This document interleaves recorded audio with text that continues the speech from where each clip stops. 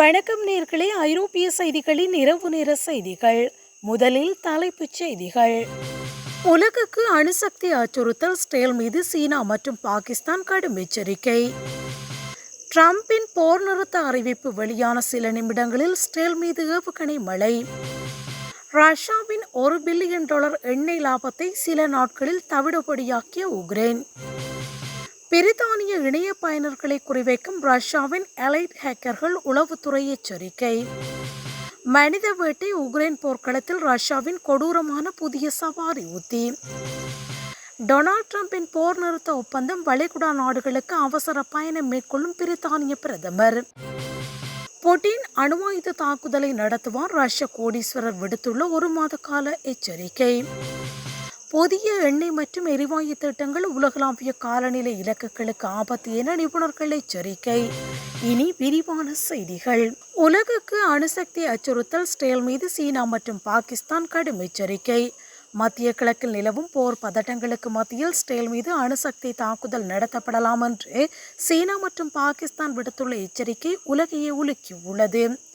Iran மீதான இஸ்ரேலின் தாக்குதல்கள் ஒரு முழு அளவிலான உலகப் போருக்கு வழிவகுக்கும் என்று இரு நாடுகளும் கவலை தெரிவித்துள்ளன. இஸ்ரேல் தனது ஆக்கிரமிப்பு நடவடிக்கைகளை நிறுத்த தவறினால் தங்களின் அணுசக்தி வலிமையினை பயன்படுத்த தயங்கப் போவதில்லை என்று பாகிஸ்தான் பாதுகாப்பு வட்டாரங்கள் தெரிவித்துள்ளதாக கூறப்படுகிறது. இதேவேளை ஈரான் மற்றும் அதன் நட்பு நாடுகளுக்கு ஆதரவாக களமிறங்குவதாகவும் பிராந்திய அமைதியை குலைக்கும் நாடுகளுக்கு பாடம் புகட்டப்படும் என்றும் சீனா சூசகமாக எச்சரித்துள்ளது. இந்த அதிரடி மாற்றங்கள் காரணமாக சர்வதேச சந்தையில் பெரும் பதட்டமும் கச்சா எண்ணெய் விலையில் கடும் மாற்றங்களும் ஏற்பட்டுள்ளன. வல்லரசு நாடுகளின் இந்த மோதல் போக்கு உலகை ஒரு அணுசக்தி போரின் விளிம்புக்கு தள்ளியுள்ளதாக அரசியல் ஆய்வாளர்கள் அச்சம் வெளியிட்டுள்ளனர். டிரம்பின் போர் நிறுத்த அறிவிப்பு வெளியான சில நிமிடங்களில் இஸ்ரேல் மீது ஏவுகணை மழை. அமெரிக்க அதிபர் டொனால்ட் டிரம்ப் ஈரான் மற்றும் இஸ்ரேல் இடையே தற்காலிக போர் நிறுத்தத்தை அறிவித்த சில நிமிடங்களிலேயே இஸ்ரேல் மீது சரமாரியான ஏவுகணை தாக்குதல்கள் நடத்தப்பட்டுள்ளன. இந்த தாக்குதலால் டிரம்பின் சமாதான முயற்சி பெரும் கேள்விக்குறிக்குள்ளாகியுள்ளதுடன் மத்திய கிழக்கில் பதட்டம் உச்சகட்டத்தை எட்டியுள்ளது.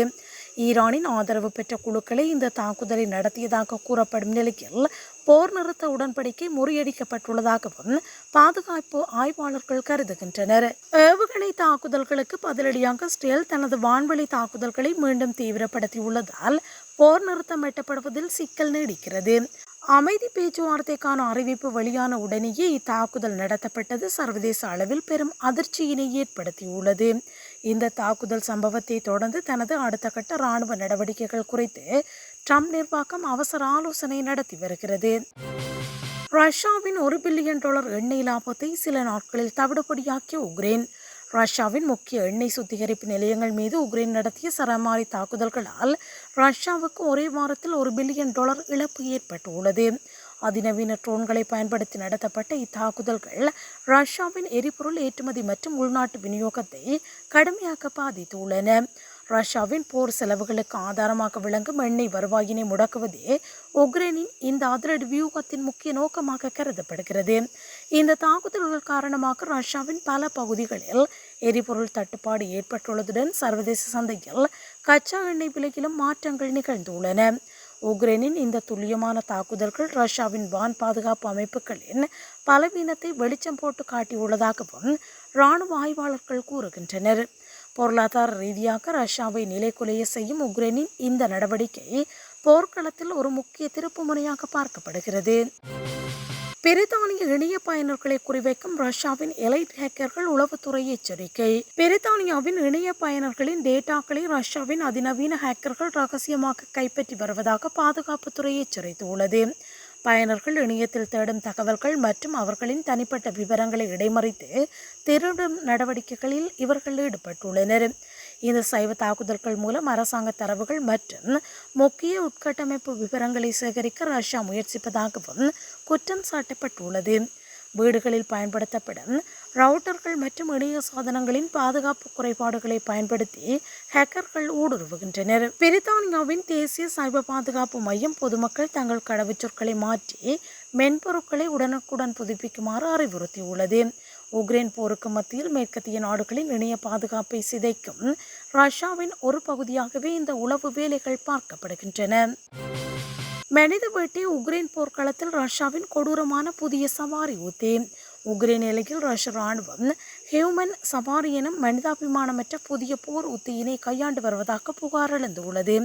சிறை கைதிகள் மற்றும் போதிய பயிற்சியற்ற வீரர்களை முன்னேறி செல்ல செய்து எதிரிப்படையின் துப்பாக்கி சூடு எங்கிருந்து வருகிறது என்பதை கண்டறிய ரஷ்யா இவர்களை பயன்படுத்துகிறது.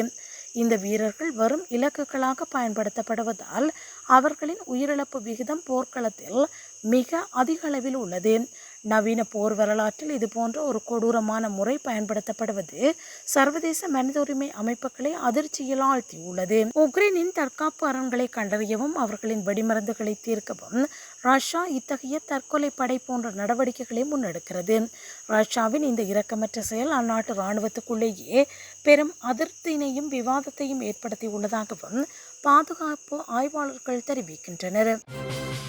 டொனால்ட் ட்ரம்பின் போர் நிறுத்த ஒப்பந்தம் வளைகுடா நாடுகளுக்கு அவசர பயணம் மேற்கொள்ளும் பிரித்தானிய பிரதமர். அமெரிக்க அதிபர் டொனால்ட் ட்ரம்ப் அறிவித்துள்ள மத்திய கிழக்கு போர் நிறுத்த ஒப்பந்தத்தை அடுத்து பிரித்தானிய பிரதமர் கீர் ஸ்டார்மர் இன்று வளைகுடா நாடுகளுக்கு பயணம் மேற்கொள்கிறார். பிராந்தியத்தில் அமைதியினை நிலைநாட்டவும் போர் நிறுத்த ஒப்பந்தத்தை வலுப்படுத்தவும் சவுதி அரேபியா மற்றும் ஐக்கிய அரபு அமீரக தலைவர்களுடன் அவர் முக்கிய பேச்சுவார்த்தைகளை நடத்துவார். ட்ரம்பின் இந்த அதிரடி அமைதி முயற்சியினை வரவேற்றுள்ள ஸ்டார்மர் இது உலகளாவிய எரிசக்தி பாதுகாப்பு மற்றும் பொருளாதார ஸ்திரத்தன்மைக்கு மிக அவசியம் என குறிப்பிட்டுள்ளார். செங்கடல் பகுதியில் நிலவும் பதட்டங்களை தணித்து சர்வதேச வர்த்தக பாதைகளை மீண்டும் பாதுகாப்பாக திறப்பது குறித்து இந்த பயணத்தில் ஆலோசிக்கப்பட உள்ளது. புட்டின் அணு ஆயுத தாக்குதலை நடத்துவார் ரஷ்ய கோடீஸ்வரர் விடுத்துள்ள ஒரு மாத கால எச்சரிக்கை. ரஷ்ய அதிபர் விளாடிமிர் புட்டின் இன்னும் ஒரு மாத காலத்துக்குள் உக்ரைன் மீது அணு ஆயுத தாக்குதலை நடத்த திட்டமிட்டுள்ளதாக ரஷ்ய கோடீஸ்வரர் ஒருவர் பகிரங்கமாக எச்சரித்துள்ளார். மேற்கத்திய நாடுகளின் அதிநவீன ஆயுதங்கள் ரஷ்யாவுக்குள் ஊடுருவி தாக்குதல் நடத்துவதால் புட்டின் தனது இறுதி ஆயுதமாக அணுசக்தியினை பயன்படுத்த துணிந்துள்ளதாக அவர் குறிப்பிட்டுள்ளார். இந்த போர் ரஷ்யாவின் அச்சுறுத்தலாக மாறுவதாக புட்டின் கருதினால் அவர் இத்தகைய விபரீத முடிவையும் எடுக்க தயங்க மாட்டார் என்றும் எச்சரிக்கை விடுக்கப்பட்டுள்ளது. இந்த எச்சரிக்கை சர்வதேச அளவில் பெரும் பரபரப்பை ஏற்படுத்தியுள்ளதுடன் நேட்டோ நாடுகள் மற்றும் அமெரிக்காவின் பாதுகாப்பு திட்டங்களில் மாற்றங்களை ஏற்படுத்தியுள்ளது. அணு ஆயுத போர் தொடங்கினால் அது உலகளாவிய பேரழிவுக்கு வழிவகுக்கும் என்பதால் உலக தலைவர்கள் இந்த விவகாரத்தை மிகுந்த அவதானத்துடன் கவனித்து வருகின்றனர். புதிய எண்ணெய் மற்றும் எரிவாயு திட்டங்கள் உலகளாவிய காலநிலை இலக்குகளுக்கு ஆபத்து என்று நிபுணர்கள் எச்சரிக்கை. பிரித்தானியா புதிய எண்ணெய் மற்றும் எரிவாயு வயல்களை திறப்பது பாரிஸ் ஒப்பந்தத்தின் உலகளாவிய காலநிலை இலக்குகளை எட்டும் முயற்சியை பெருமளவில் பாதிக்கும் என்று நிபுணர்கள் எச்சரித்துள்ளனர்.